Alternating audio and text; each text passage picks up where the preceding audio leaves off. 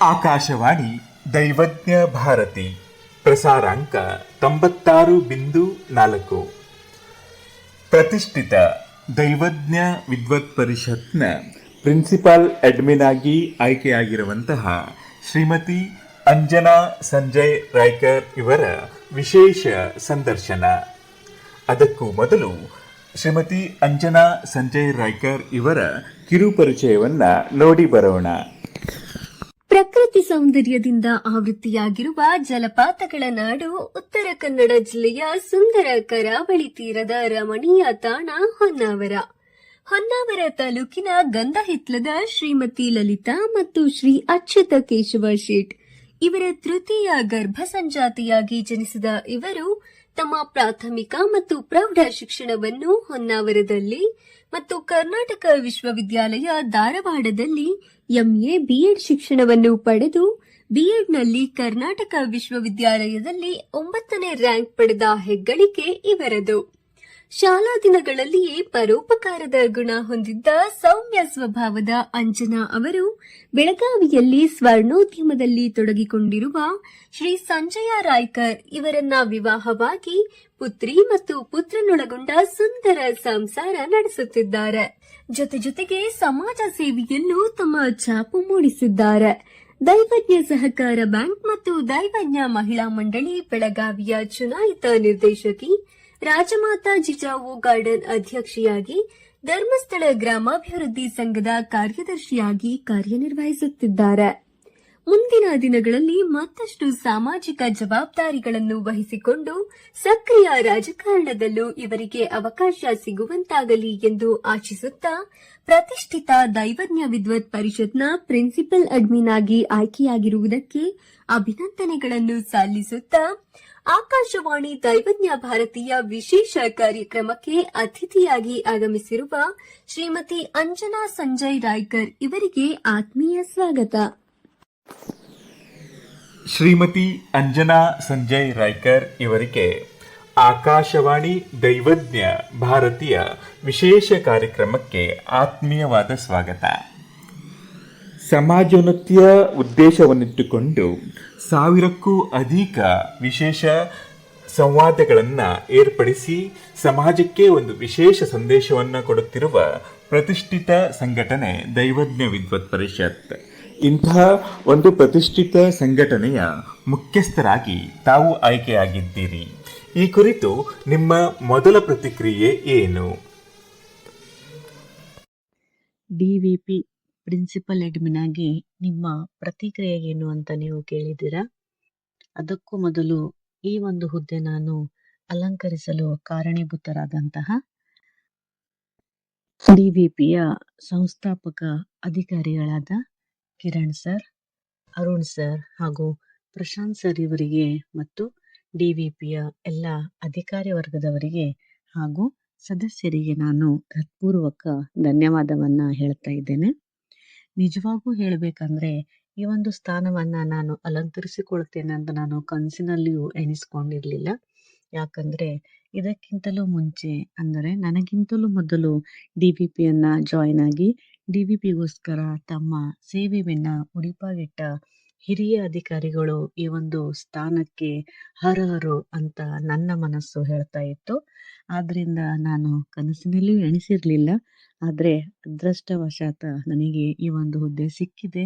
ಮುಂದೆ ಆ ಒಂದು ಹುದ್ದೆಯನ್ನ ನಿಭಾಯಿಸುವಲ್ಲಿ ನನ್ನ ದಿಟ್ಟ ಹೆಜ್ಜೆಯನ್ನ ನಾನು ಇಡ್ತಾ ಇದ್ದೇನೆ ಹಾಗೂ ಸುಂದರವಾಗಿ ನಿಭಾಯಿಸಿಕೊಂಡು ಹೋಗ್ತೇನೆ ಎನ್ನುವುದು ನನ್ನ ಒಂದು ಅಭಿಪ್ರಾಯ. ಪ್ರಿನ್ಸಿಪಲ್ ಅಡ್ಮಿನ್ ದೈವಜ್ಞ ವಿದ್ವತ್ ಪರಿಷತ್ನ ಅತ್ಯಂತ ಉನ್ನತವಾದಂತಹ ಹುದ್ದೆ.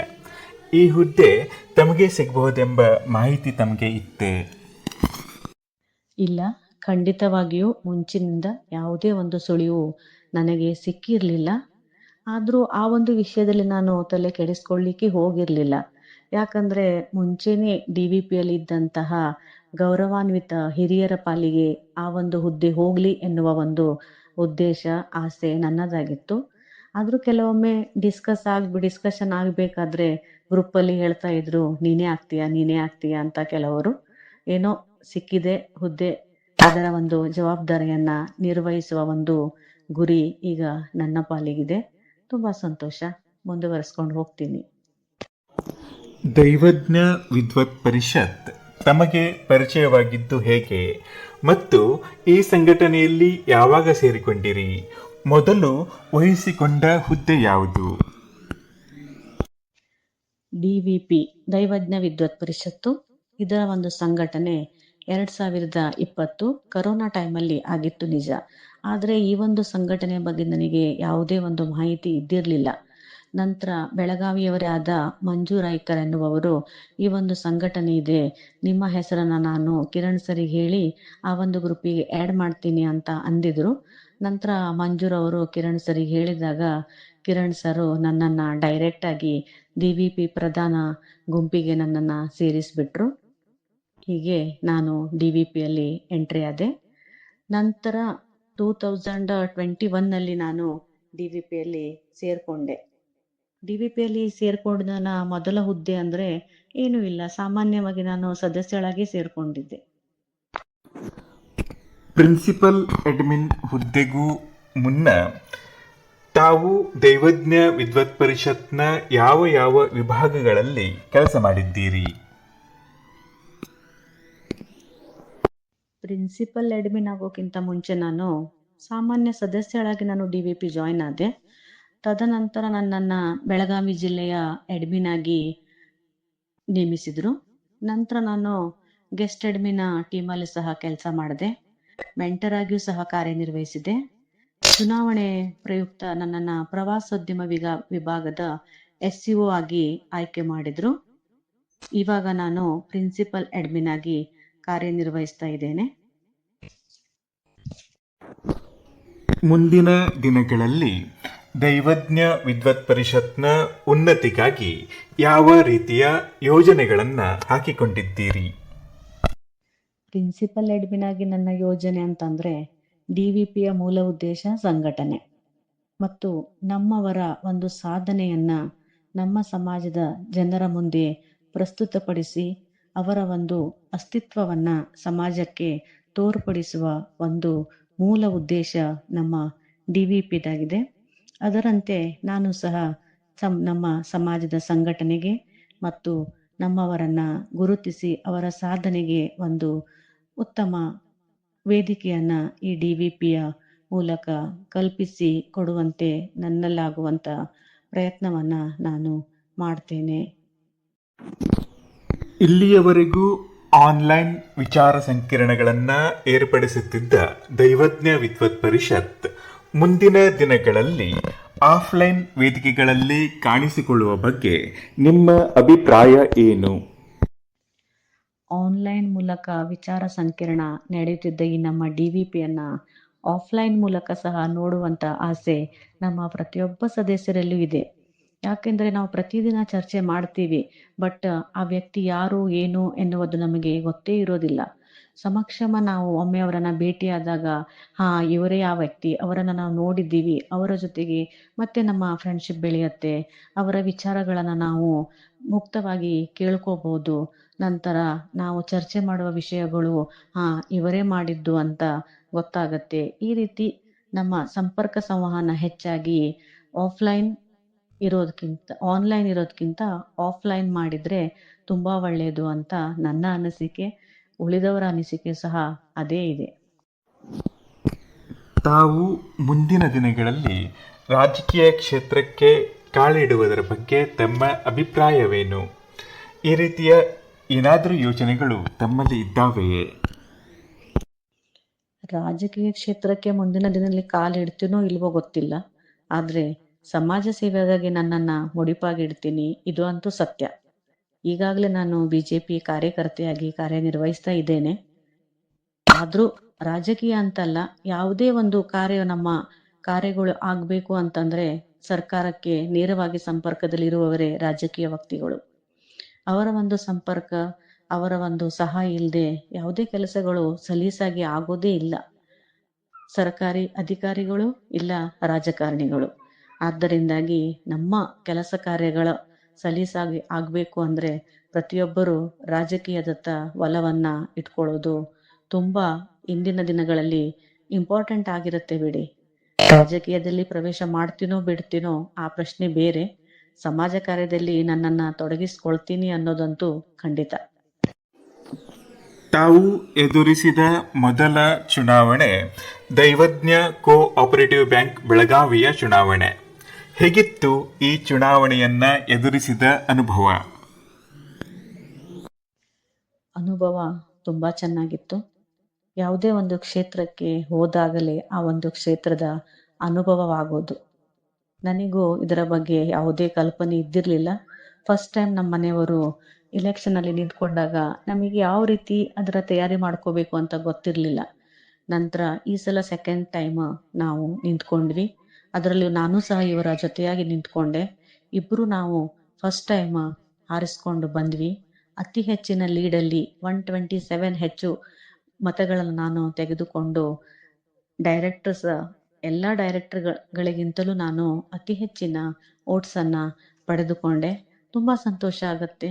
ಆದರೆ ಚುನಾವಣೆ ಅಂದಮೇಲೆ ಸೋಲು ಗೆಲುವು ಕಟ್ಟಿಟ್ಟ ಬುತ್ತಿ. ಆ ಒಂದು ಸ್ಥಾನದಲ್ಲಿ ಮೊದಲಿದ್ದ ವ್ಯಕ್ತಿ ತನ್ನ ಪ್ರತಿಸ್ಪರ್ಧಿಯಾಗಿ ಇನ್ನೊಬ್ಬ ವ್ಯಕ್ತಿಯನ್ನ ಆ ಸ್ಥಾನದಲ್ಲಿ ನೋಡ್ಲಿಕ್ಕೆ ಇಷ್ಟಪಡೋದಿಲ್ಲ. ಇದು ನಿಯಮ. ಏನು ಮಾಡೋಕ್ಕೂ ಆಗೋದಿಲ್ಲ. ಸೋಲು ಗೆಲುವು ಇದ್ದದ್ದೇ. ಆ ಒಂದು ಯುದ್ಧಕ್ಕೆ ನಾವು ಇಳಿದಾಗ ಅಲ್ಲಿಯ ಒಂದು ಪ್ರತಿಯೊಂದು ಸನ್ನಿವೇಶವನ್ನ ನಾವು ಎದುರಿಸಬೇಕಾಗತ್ತೆ. ಎದುರಿಸಿದರೆ ಮಾತ್ರ ಜಯ ಖಂಡಿತ ಅಂತ ನಾನು ಹೇಳಲಿಕ್ಕೆ ಇಷ್ಟಪಡ್ತೀನಿ. ದೈವಜ್ಞ ಕೋ ಆಪರೇಟಿವ್ ಬ್ಯಾಂಕ್ನ ನಿರ್ದೇಶಕರಾಗಿ ಆಯ್ಕೆಯಾಗಿದ್ದೀರಿ. ಬ್ಯಾಂಕ್ನ ಅಭಿವೃದ್ಧಿಗೆ ತಮ್ಮ ಕೊಡುಗೆಗಳು ಏನು? ಇವಾಗ ಸದ್ಯದಲ್ಲಿ ನಾನು ಹೊಸಬಳು. ಮುಂದೆ ಅಲ್ಲಿಯ ಒಂದು ವಾತಾವರಣಕ್ಕೆ ಹೊಂದಿಕೊಂಡು ಬ್ಯಾಂಕಿನ ನಿರ್ದೇಶಕಿಯಾಗಿ ಮಾಡಬೇಕಾದ ನನ್ನ ಪ್ರತಿಯೊಂದು ಸೇವೆಯನ್ನ ನಾನು ಕೊಡುಗೆಯನ್ನ ನೀಡಲು ಬಯಸ್ತೇನೆ. ಈಗಾಗಲೇ ಕೆಲವರು ತಮ್ಮ ಪ್ರಾಬ್ಲಮ್ಸ್ಗಳನ್ನ ಹೇಳ್ಕೊತಾರೆ. ಅದರ ಪ್ರಕಾರ ನಾವು ಅವರಿಗೆ ಬೇಕಾಗಿರುವ ಹೆಲ್ಪ್ಗಳನ್ನ ಸಹ ನಾವು ಮಾಡ್ತಾ ಇದ್ದೀವಿ. ತಮ್ಮ ಕನಸಿನ ದೈವಜ್ಞ ಬ್ರಾಹ್ಮಣ ಸಮಾಜ ಭವಿಷ್ಯದಲ್ಲಿ ಹೇಗಿರಬೇಕು? ಈ ಕುರಿತು ತಮ್ಮ ಅನಿಸಿಕೆಗಳೇನು? ತುಂಬಾ ಚೆನ್ನಾಗಿರೋ ಪ್ರಶ್ನೆ ಕೇಳಿದ್ದೀರಾ. ನನ್ನ ಕನಸಿನ ದೈವಜ್ಞ ಬ್ರಾಹ್ಮಣ ಸಮಾಜ ಭವಿಷ್ಯದಲ್ಲಿ ತಾರತಮ್ಯ ಮುಕ್ತ ಸಮಾಜವಾಗಿರಬೇಕು. ಇಲ್ಲಿ ಪ್ರತಿಯೊಬ್ಬರಿಗೂ ಅವಕಾಶವನ್ನ ಸಿಗುವಂತಾಗಿರಬೇಕು. ಸಾಮಾಜಿಕ ಸೇವೆ ಇದು ಒಬ್ಬರಿಂದ ಆಗುವಂಥದ್ದಲ್ಲ. ಪ್ರತಿಯೊಬ್ಬರು ಒಂದುಗೂಡಿ ಮಾಡಿದ್ರೇನೆ ಅದೊಂದು ಕೆಲಸಕ್ಕೆ ಅರ್ಥ ಸಿಗುವಂಥದ್ದು. ನಮ್ಮಲ್ಲಿ ಹಾಗಿಲ್ಲ. ಯಾರಾದರೂ ಒಬ್ಬರು ಮುಂದೆ ಹೋಗ್ತಿದ್ದಾರೆ, ಅವರು ಹೆಸರು ಮಾಡ್ಕೋತಿದ್ದಾರೆ, ಅವರು ಒಳ್ಳೆ ಕೆಲಸ ಮಾಡ್ತಿದ್ದಾರೆ ಅಂತ ಅಂದುಕೊಂಡ್ರೆ ಅವರನ್ನ ಕಾಲೆಳೆಯೋರೇ ಹೆಚ್ಚಾಗಿರ್ತಾರೆ. ಪ್ಲೀಸ್ ಆ ರೀತಿ ಯಾವತ್ತೂ ಮಾಡಬೇಡಿ. ನಿಮ್ಮಿಂದ ಆದರೆ ಅವರಿಗೆ ಬೆಂಬಲಿಗರಾಗಿ ನೀವು ಅವರ ಹಿಂದೆ ಹೋಗಿ ಹೊರತು ಅವರನ್ನ ಹಿಂದೆ ಎಳೆಯುವ ಕಾರ್ಯಕ್ಕೆ ಮಾತ್ರ ನೀವು ಯಾವತ್ತೂ ಬೇಡಿ.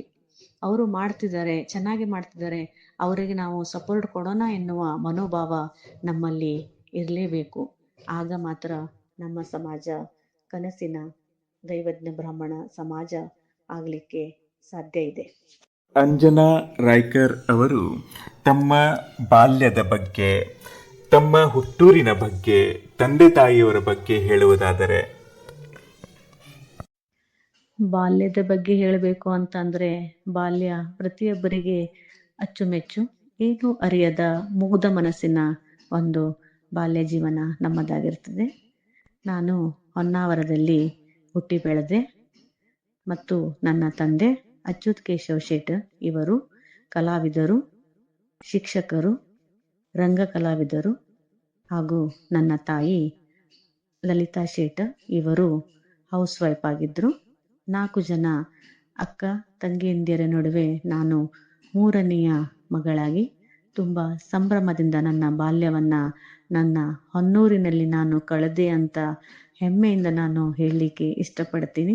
ಶಾಲಾ ದಿನಗಳಲ್ಲೂ ಸಹ ಪ್ರೀತಿಯ ಶಿಕ್ಷಕರ ನೆಚ್ಚಿನ ವಿದ್ಯಾರ್ಥಿನಿಯಾಗಿ ಮನೆಯ ಮುದ್ದಿನ ಮಗಳಾಗಿ ಬೆಳೆದಂತ ನಾನು ಇಂದು ನಿಮ್ಮೆಲ್ಲರ DVPಯ ಪ್ರೀತಿಯ ಮೆಚ್ಚಿನ ಸದಸ್ಯೆಯಾಗಿದ್ದೇನೆ ಅಂತ ಹೇಳಲಿಕ್ಕೆ ನನಗೆ ತುಂಬಾ ಹೆಮ್ಮೆ ಅನಿಸ್ತಾ ಇದೆ.